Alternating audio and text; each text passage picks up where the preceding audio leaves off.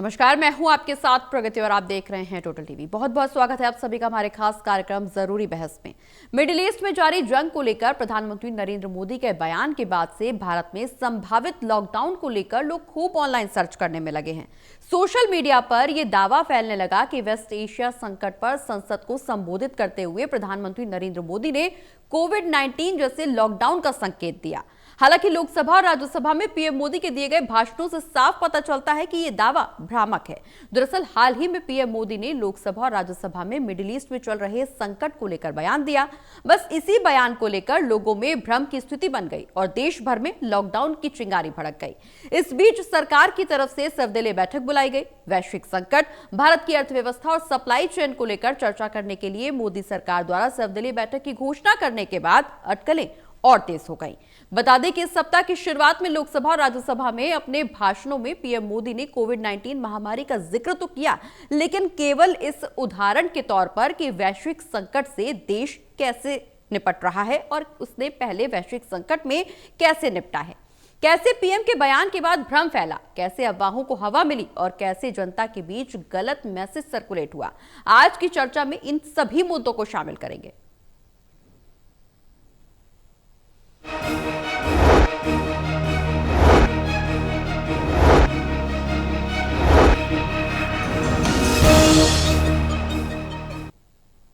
तो देश भर में लॉकडाउन की भ्रामक खबरों के बीच सरकार का बड़ा बयान भी अब सामने आ गया है, जहां हरदीप पुरी ने साफ कर दिया है कि ऐसा कोई भी प्रस्ताव नहीं है, सब झूठ है, देश में कोई भी लॉकडाउन नहीं लगने वाला। दूसरी ओर केंद्र सरकार ने अंतर्राष्ट्रीय बाजार में क्रूड ऑयल की बढ़ती कीमतों के मद्देनजर दाम नियंत्रण में रखने के लिए बड़ा फैसला भी लिया। बड़ा फैसला लेते हुए पेट्रोल और डीजल पर एक्साइज ड्यूटी 10 रुपए घटा दी गई है। अब सवाल यह है कि आखिर सरकार के बयान और फैसलों के बाद लोगों में पैनिक की स्थिति कम होगी। सवाल यह भी कि सरकार की कोशिशों के बीच क्या पेट्रोल पंप और गैस एजेंसी पर लगने वाली भीड़ खत्म हो पाएगी। एक सवाल यह भी कि क्या रुपए में ऐतिहासिक गिरावट जो आई है, डॉलर के मुकाबले रिकॉर्ड निचले स्तर पर भारतीय करेंसी पहुंच गई है, कैसे इससे सरकार उभर पाएगी। सवाल जवाब के सिलसिले को आगे बढ़ाएंगे। हमारे साथ पैनल में मेहमान जुड़े हैं मोहिंदर महाजन जी, जो कि रिटायर्ड ब्रिगेडियर हैं। इसके अलावा प्रोफेसर ललन प्रसाद केसरी जी, जो कि वरिष्ठ अर्थशास्त्री हैं। आप दोनों का बहुत बहुत स्वागत है। दोनों के साथ चर्चा को आगे बढ़ाएंगे, लेकिन सबसे पहला सवाल ललन जी आपसे, जिस तरह से वैश्विक संकट अब बढ़ता जा रहा है, अर्थव्यवस्था पर इसका असर पड़ रहा है, सरकार इस अर्थव्यवस्था से कैसे उभर पाएगी, कैसे देश में जो पैनिक की स्थिति है उसको तो कंट्रोल लगातार सरकार की तरफ से किया जा रहा है, उसके लिए बयान जारी किए जा रहे हैं, लेकिन ये जो आर्थिक मोर्चे पर कहीं ना कहीं कमी आ रही है, एक चैलेंजिंग स्थिति बनी हुई है, उससे कैसे निपट पाएगी सरकार। देखिए, चैलेंजेस तो आ रहे ही हैं, चैलेंजेस ऑलरेडी हैं। युद्ध की जो स्थिति बनी है वो दिनों दिन और बिगड़ती ही जा रही है, उसमें कोई सुधार की संभावना अभी नजर नहीं आ रही है, क्योंकि ट्रंप कहते कुछ और हैं और करते कुछ और हैं। और ईरान के विदेश मंत्री ने भी कहा है कि ट्रंप ने दूसरे देशों के जरिए कुछ मैसेज भिजवाया जरूर है, लेकिन डायरेक्ट हमारी उनकी कोई बात नहीं हुई है। और हमारा निश्चय है कि हम ये लड़ाई रोकने वाले नहीं हैं। लड़ाई हमारी मर्जी से ही रुकेगी, ट्रंप की मर्जी से नहीं। और दूसरे, ट्रंप अब खर्ग आइलैंड के ऊपर भी कब्जा करना चाहते हैं और उसके लिए वो अपनी नौसेना और सेना सबको भेज रहे हैं। और इससे एक और बड़ा संकट पैदा हो जाने वाला है, क्योंकि खर्ग आइलैंड जो ईरान के बॉर्डर से सिर्फ 25 किलोमीटर दूर है, उनका बहुत बड़ा तेल का फील्ड है, बहुत बड़ा डिपो है, और जहाँ से ईरान सारी दुनिया को तेल भेजता है। तो एक लड़ाई अब जमीनी लड़ाई पर भी आने लग गई है, जमीन पर भी लड़ाई शुरू होने वाली है। स्थिति दिनों दिन गंभीर ही होती जा रही है, इसमें कोई संदेह नहीं है।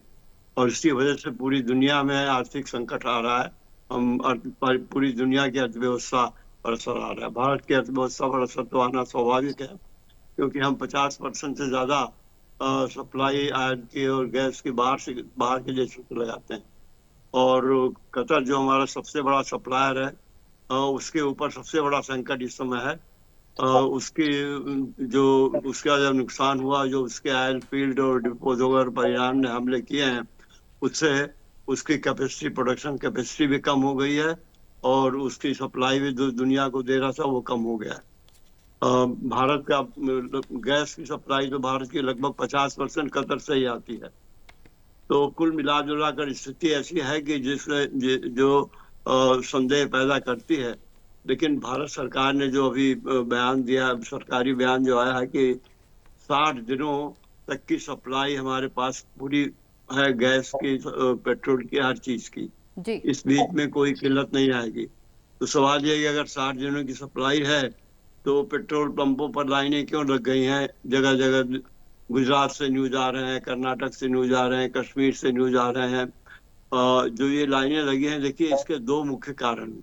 एक तो ये है कि जो सप्लाई समय से नहीं पहुंची होगी और लोग बेचैन हो गए होंगे। और दूसरी जो जो सबसे बड़ी बात हमें इसमें देखनी है कि एक मनोवैज्ञानिक चीज है। जब कभी लड़ाई शुरू होती है या कभी संकट की स्थिति आती है तो लोगों को डर होता है कि कल क्या होगा।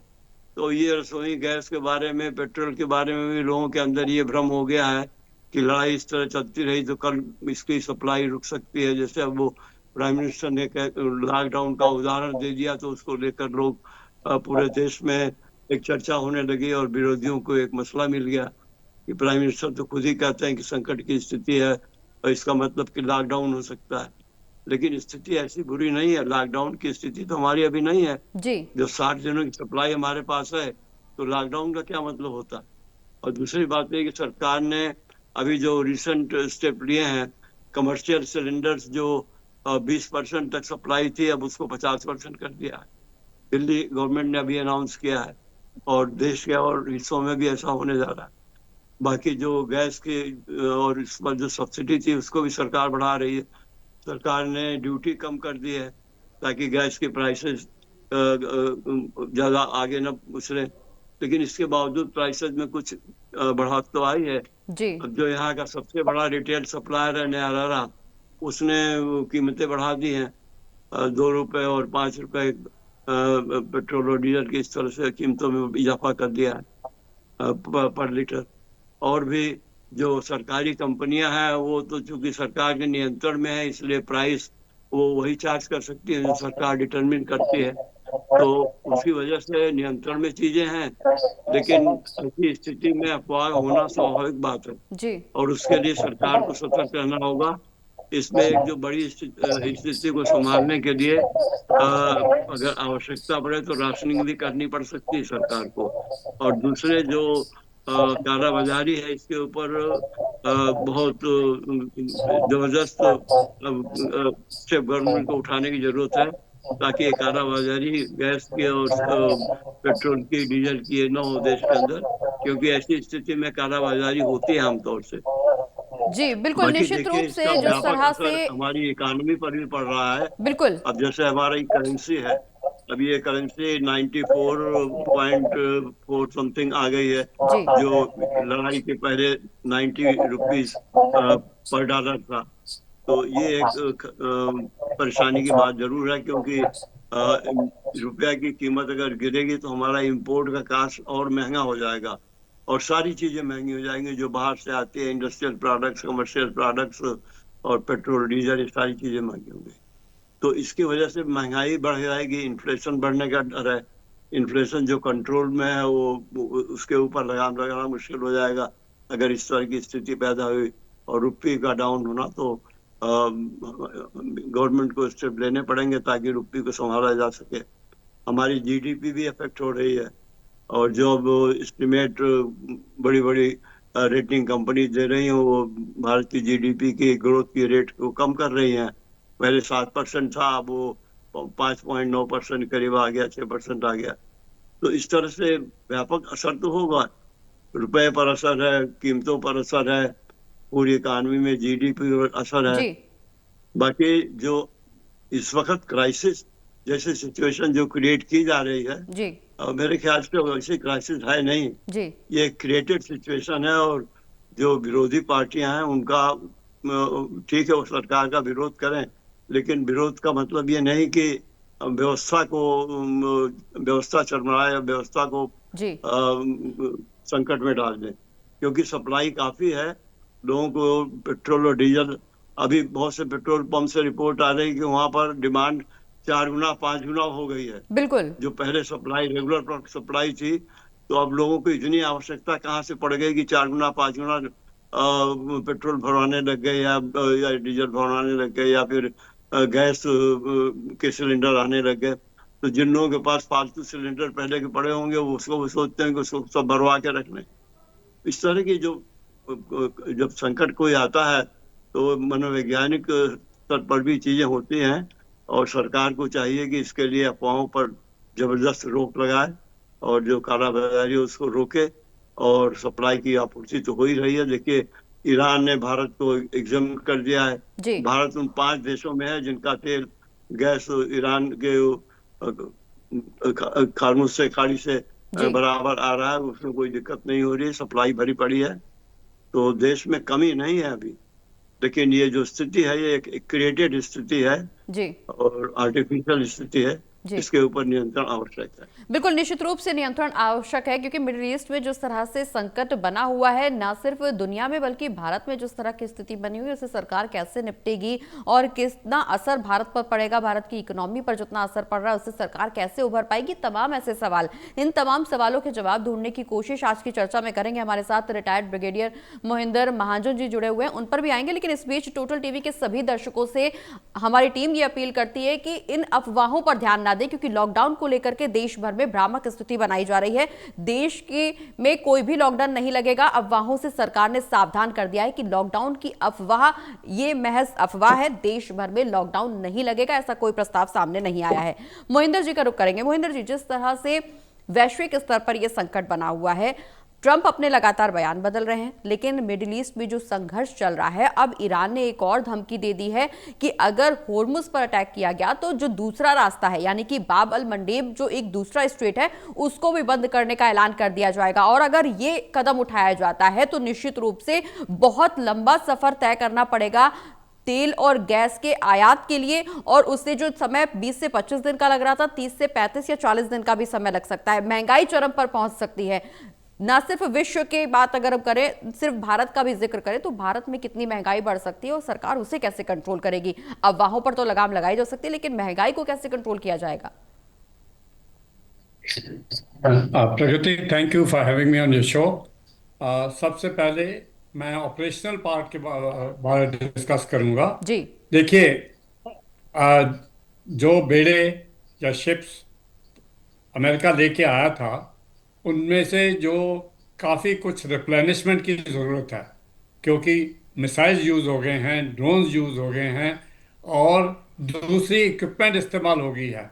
तो वो जो है, ट्रंप ने जो 5 दिन का मोहलत मांगी थी, या मोहलत कह दिया था कि 5 दिन तक हम नहीं करेंगे, पर्पस यही था। उसके बाद अब उसने 10 दिन क्या दिया है, क्योंकि जो उनके जो आर्मी, नेवी, एयरफोर्स कमांडर्स हैं, उन्होंने कहा होगा कि अगर आप चाहते हो कि फुल फ्लैज अटैक हो, तो उसके लिए ये ज़रूरी है कि थोड़ा एक्स्ट्रा टाइम दिया जाए। नाउ, सबसे पहले जो खर्ग आइलैंड की बात कर रहे हैं, जो बताया गया 25 किलोमीटर तकरीबन मेनलैंड ईरान से दूर है, वहाँ पर वो एक्चुअल फिजिकल अटैक ग्राउंड में करना चाहते हैं। नाउ, ये ग्राउंड में कैसे अटैक होता है? उनकी जो एयरबोर्न डिवीजन है, जैसे हमारे पैराट्रूपर्स हैं, वो लैंड करेंगे उस साइट पर, और वो कहा जा रहा है कि 10,000 ट्रुप्स इस काम के लिए लगाए जाएंगे। ना, ये 10,000 ट्रुप्स उस टाइम लैंड करते हैं। ऑफ कोर्स वो एरिया पहले सिक्योर किया जाता है, उस पर सब कुछ चेक किया जाता है कि वो लैंड कर सकें।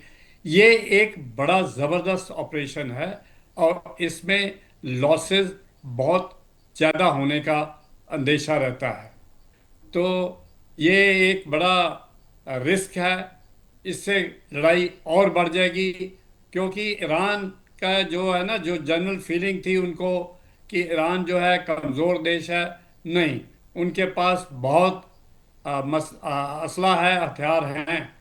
तो इसलिए ये जो लड़ाई है, अगर वो खर्ग आइलैंड पे लैंड किए थ्रू द एयरबोर्न डिवीजन, तो ये लड़ाई जो है बहुत लंबी हो जाएगी। जी तो और ट्रंप जी का कुछ पता नहीं लगता है, आज कुछ कह देते हैं, कल कुछ कह देते हैं। बिल्कुल। तो ये तो प्रॉब्लम रहेगी और हम इसके लिए तैयार होना चाहिए। बिल्कुल मोहिंदर जी, यहाँ पर दूसरी इस जगह पे ट्रंप का चूंकि आपने जिक्र किया तो इस बात को भी समझना जरूरी है, क्योंकि ट्रंप के बयान लगातार बदल रहे हैं। जहां एक तरफ वो इस बात का जिक्र कर रहे हैं कि 5 या 10 दिन हमले नहीं होंगे, वहीं दूसरी ओर 10,000 सैनिकों की तैनाती करने का जिक्र किया जा रहा है, उसकी तैयारी की जा रही है। तो इनकी क्या स्ट्रेटेजी है? क्योंकि जिस तरह से बयान बदल रहे हैं, स्ट्रेटेजीज भी बदली जा रही हैं। निश्चित रूप से अब ये युद्ध खत्म होने की दिशा में तो आगे नहीं बढ़ रहा। बिल्कुल सही कह रहे हैं, this is called tactical pause, कि लड़ाई के बीच में पॉज किया गया है। पॉज किया गया है ताकि वो अपने आप को रिप्लेनिश कर सकें, अपने शिप्स को में जो मैं जैसे मैं बता रहा था, जो उनका एम्यूनिशन, उनके मिसाइल्स, ड्रोन्स, वो ताकि उनको रिप्लेनिश करने की ज़रूरत है। क्योंकि ये तो अपने देश में थोड़ा लड़ रहे हैं, ये देश से बहुत दूर आकर लड़ रहे हैं, तो उनके रिप्लेनिशमेंट की ज़रूरत है। तो इसलिए ये सारा जो है वो पॉज मांग रहे हैं, जिसको स्ट्रेटजिक पॉज भी कह सकते हैं या टैक्टिकल पॉज भी कह सकते हैं ना। जहाँ तक देश, सब देशों की हालत है, हर जगह कीमतें बढ़ रही हैं, हर जगह कुछ ना कुछ प्रॉब्लम्स आ रही हैं। लेकिन हमारे देश में अभी तक कोई ऐसा ज़्यादा असर नहीं हुआ। लेकिन सिर्फ ये है कि कुछ विरोधी पार्टियां या कुछ लोग घबराहट में अफवाहें फैलने से ये जो है इकट्ठा कर रहे हैं अपनी गैस, एलपीजी हो या पेट्रोल हो या डीजल हो। लेकिन सरकार ने भरोसा दिया है बिल्कुल कि हमारे पास पर्याप्त भंडार हैं, आप लोगों को फिक्र करने की ज़रूरत नहीं है। लेकिन क्या है, इंसान इंसान है, उसको रहता है कि कहीं हमारे को जब जरूरत जी पड़ गई, जब हमारी मुश्किल आएगी तो फिर क्या, उस जी टाइम हम क्या करेंगे। एलपीजी के बारे में एक बात बताना चाहता हूँ। प्रोफेसर साहब ने भी कहा कि प्रोडक्शन बढ़ा दी गई है। जी हमारे 5 देशों में हम एक देश ऐसा है जिनको हारमूज से हमारे वो जहाज आने दिए हैं, लेकिन रिस्ट्रिक्टेड है। ये नहीं है कि हमारे हमारे तो इस टाइम और भी ऑयल टैंकर्स उधर बैठे हुए हैं। जी अगर वो सैंक्शन दें, जैसे जयशंकर जी ने बताया था, हमारे फॉरेन मिनिस्टर ने, कि एक एक जहाज के लिए उनसे ओके करवाना पड़ता है सेपरेटली, ताकि उनको एस्कॉर्ट भी किया जाता है। ये एक बात जो आपके शो में भी आ रही थी कि एंटी पर्सनल माइंस, जी anti armour mines. Anti personnel mines है लोगों के लिए, इंसान के लिए। ये एंटी पर्सनल माइंस बिछाई जाती हैं ग्राउंड पे। लेकिन जो एंटी टैंक माइंस, वो भी ग्राउंड पे बिछाई जाती हैं, या एंटी आर्मर माइंस। लेकिन इसके अलावा जो दूसरी माइंस होती हैं वो सी के अंडर आती हैं। जो कि ईरान ने एक बार कहा था कि अगर आपने कोई ज़बरदस्ती करने की कोशिश की हारमूज के, तो हम हारमूज को माइंस लगा देंगे, जिसको सिंपल टर्म में नेवल माइंस कहा जा सकता है। तो ये जो हालात हैं इस टाइम गंभीर है। लेकिन देश की हालत अच्छी है, फ्रेंडशिप भी अच्छी है ईरान के साथ, इसराइल के साथ भी फ्रेंडशिप अच्छी है, यूएस के साथ मैं कहूँगा अब फ्रेंडशिप तो है, लेकिन वो अपना स्टैंड ऐसा बदलते हैं कि मेरा ख्याल जो हमारी फॉरेन मिनिस्ट्री है उनको भी समझ नहीं लगता कि अब क्या किया जाए। आज कुछ बोल देते हैं, कल कुछ बोल देते हैं। तो ये सब चीज़ों का ख्याल रखते हैं। अदरवाइज हर जगह, किसी जगह 30% पेट्रोल बढ़ रहे हैं, रेट बढ़ रहे हैं किसी देश में, किसी जगह 40% बढ़ रहे हैं, किसी जगह राशनिंग हो रही है। ऐसा कुछ नहीं है। एलपीजी की जो लाइनें लग रही हैं, मैं यस कोई प्रॉब्लम है थोड़ी बहुत, लेकिन आधे से ज़्यादा लोग जो उधर हैं वो अनऑथोराइज कनेक्शन वाले हैं। Please note my wording, unauthorise connection में है, कनेक्शन वाले हैं, और वो लाइनों में खड़े हैं। और हर एक कोई चाहता है कि जो मैं किधर से भी सिलेंडर मैनेज करके वो लाइन में लग जाऊं। ये उनके उनके एंगल से ठीक है। पहले वो जो है 200 100 200 रुपया एक्स्ट्रा दे के वो सिलेंडर कहीं से खरीद लेते थे। जी लेकिन अब वो रेट जो है, मेरे को पता लगा है नोएडा में का रेट से काफ़ी बढ़ गए हैं। प्रॉब्लम है, जी लेकिन हमारा देश इसमें काफ़ी तरक्की में है, कोई मुश्किल में इतना बड़ा नहीं है। लेकिन हमको तैयार रहना है कि अगर ये लाइन, ये युद्ध बढ़ गया तो प्रॉब्लम बढ़ेंगी और हमारे को भी इसके ऊपर बहुत असर पड़ेगा। कोविड-19 की एग्जाम्पल उन्होंने एक दी थी प्राइम मिनिस्टर ने, जब लोकसभा और राज्यसभा में जी इसको इंटरप्रेट ऑपोजिशन पार्टीज दूसरे तरीके से शुरू कर दी है। जी। ही डिड नॉट से कि लॉकडाउन करना पड़ेगा। उन्होंने एग्जाम्पल दी थी जैसे उस टाइम स्थिति थी, किसी ऐसी कोई स्थिति नहीं है, लेकिन फिर भी ऑपोजिशन का काम है जरूर उल्टा सीधा बोलना। ठीक है ललन जी, जिस बाकी तरह से रिकॉर्ड स्तर जी पर जी जी रुपए की गिरावट हुई है, भारतीय करेंसी में रिकॉर्ड स्तर पर गिरावट हुई है, हालांकि सरकार की तरफ से इस अभी ऐलान हाल में जो किया गया है वो एक्साइज ड्यूटी कम की गई है और इस बात का भी जिक्र किया गया है कि जो भी घाटा तेल कंपनियों का होगा वो सरकार सहेगी, जनता पर इन कीमतों का बोझ नहीं आने दिया जाएगा। एक तरफ तो भारतीय करेंसी में गिरावट आई है, दूसरी तरफ जिस तरह से घाटा हो रहा है उसका बोझ भी सरकार सहने की बात कर रही है। अर्थव्यवस्था कुल मिलाकर के इस युद्ध के लंबे चलने से डगमगा रही है, कैसे उससे उभरा जाएगा? देखिए, जो रुपए में गिरावट आई है इसके कई कारण हैं जी और इसका एक कारण अमेरिका भी है। जी अमेरिकन फेडरल बैंक की जो नीति होती है वो डॉलर को स्ट्रेंथन करने के लिए ये होती है अधिकतर, और उन्होंने जो इस समय नीति लगाई है उसकी वजह से सारी दुनिया की करेंसीज गिर रही है। जो उन्होंने इंटरेस्ट रेट बढ़ाया हुआ है और जिसकी वजह से जो इन्वेस्टर्स और सारी दुनिया में अपने पैसे लगा रहे थे इंडस्ट्रीज में और कंपनीज में, तो उन्होंने पैसा खींचना शुरू कर दिया और वो अमेरिका में लगाएंगे। ट्रम्प की नीति भी यही है कि हमारी जो पूंजी है वो हमारे पास रहे, ज्यादा बाहर बाहर लोग न जाएं इस समय, और उन्होंने ऐसी नीति लगाई है। उसकी वजह से दुनिया भर की करेंसी डमाडोल हो रही है और भारतीय currency is one of them. तो अब जब करेंसी में गिरावट हुई तो इकानमी पर तो असर पड़ेगा ही, जैसा मैंने कहा पहले कि हमारा आयात महंगा हो जाएगा। अब जो रॉ मटेरियल हम सब देशों से खरीदते हैं उसके लिए ज्यादा पैसे देने पड़ेंगे, पेट्रोल डीजल और ये सब चीजें जो हम बाहर से खरीदते हैं उसके लिए ज्यादा पैसे देने पड़ेंगे। तो हमें अपने बजट में जो बहुत सी खर्चे हम कैपेक्स में यानी कैपिटल एक्सपेंडिचर में कर रहे थे जिससे हम अपना इंफ्रास्ट्रक्चर बढ़ा रहे थे, अब उसमें कटौती करनी पड़ेगी हमें, क्योंकि आयात पर जब खर्च बढ़ेगा तो वो बजट से ही जाएगा, तो इसका इकानमी पर, पूरी इकानमी पर असर पड़ेगा। जो और खर्चे हैं सरकार को कम करने पड़ेंगे, अपने वेलफेयर स्कीम्स जो हैं उसमें कट ऑफ करना पड़ सकता है, कैपिटल एक्सपेंडिचर में, इंफ्रास्ट्रक्चर में कम पैसा उस मद से निकालना पड़ता है। तो कुल मिलाकर अर्थव्यवस्था पर असर तो होगा, इसमें कोई शक नहीं है। लेकिन ये है कि जैसा महाजन साहब ने ठीक कहा भी कि कोई संकट की स्थिति नहीं है और अर्थव्यवस्था के लिए भी कोई संकट की स्थिति नहीं है। बाकी विरोधी पार्टियों का काम है विरोध करना और वो ऐसे मौके ढूंढते रहते हैं, और फिर हमारे यहाँ तो कुछ जो लीडर ऑफ अपोजिशन जैसे लोग इतने इररिस्पांसिबल स्टेटमेंट देते हैं और उनकी पार्टी के लोग ऐसे स्टेटमेंट देते हैं। अभी आपने सुना होगा 2 दिन पहले वो उनके कोई पवन खेड़ा है कांग्रेस के रिप्रेजेंटेटिव, तो उन्होंने पाकिस्तान की बड़ी तारीफ की कि क्या कहा कि भारत को देखना चाहिए। पाकिस्तान मीडिएशन कर रहा है और भारत कहता है कि ईरान से हमारा बड़ा अच्छा दोस्त है और इजराइल से अच्छा दोस्त है, भारत को कोई पूछता नहीं। तो इस तरह के बयान जो हमारे अपने देश के विरोधी पार्टी के नेता हैं, जो बहुत ही इररिस्पांसिबल स्टेटमेंट है।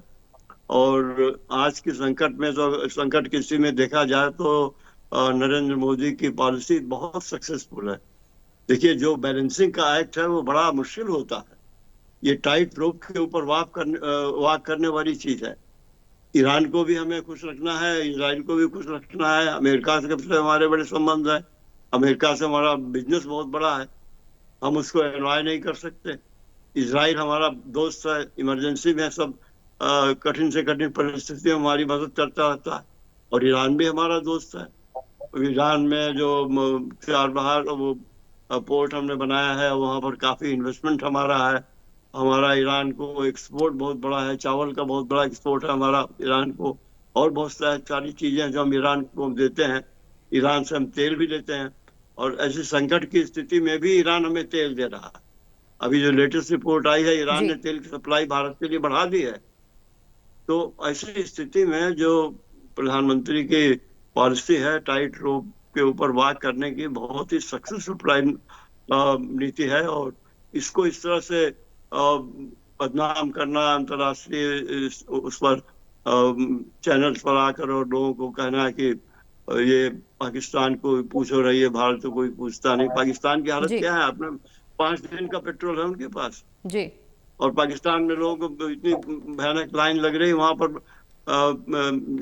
रसोई गैस की कीमत भारत से 5-6 गुना है। डीजल जी और सारी चीजें बहुत महंगी है, लोगों को मिल नहीं रहा है, लोग मर रहे हैं। जी और ये हमारे नेता उनकी तारीफ कर रहे हैं और अपने देश के अपनी नीति को खराब कर रहे हैं। तो बिल्कुल, निश्चित रूप इस से तरह की भारत चीजों पर देश सरकार को की बचना स्ट्रेटेजी होगा। है, शायद यही और वजह है कि 2 महीने का लगभग पर्याप्त स्टॉक हमारे पास मौजूद है। और हालांकि अर्थव्यवस्था पर असर जरूर पड़ेगा मिडिल ईस्ट में जो तनाव चल रहा है उसके चलते, लेकिन भारत सरकार पूरे नजर बनाए हुए पूरे घटनाक्रम पर और इस स्थिति से निपटने के लिए भी तमाम अहम कदम उठाए जा रहे हैं। लेकिन इस बीच अफवाहों से सरकार ने सावधान कर दिया कि लॉकडाउन की जो खबर है वो महज एक अफवाह है। इस पर सरकार की तरफ से अपना स्टैंड क्लियर कर दिया गया कि इस दौरान भारत में लॉकडाउन तो नहीं लगेगा। सरकार हर स्थिति से निपटने के लिए तमाम कोशिशें कर रही है। बहुत बहुत शुक्रिया आप सभी का हमारे साथ चर्चा में शामिल होने के लिए। जिस तरह से सरकार ने अपना स्टैंड क्लियर किया है, निश्चित रूप से आने वाले समय में क्या कुछ कदम सरकार की तरफ से उठाए जाएंगे ये भी एक बड़ा सवाल बना हुआ है, क्योंकि दुनिया भर में तेल और गैस की कीमतें आसमान छूने लगी हैं। लेकिन इस बीच एक्साइज ड्यूटी भारत में सरकार की तरफ से कम की गई है। तमाम एहतियातन कदम जरूर उठाए जा रहे हैं, लेकिन ये युद्ध कितना लंबा चलेगा और इससे दुनिया भर की अर्थव्यवस्था पर कितना बड़ा खतरा मंडराता हुआ नजर आएगा, ये भी एक बड़ा सवाल बना हुआ है। आज की जरूरी बहस में फिलहाल इतना ही।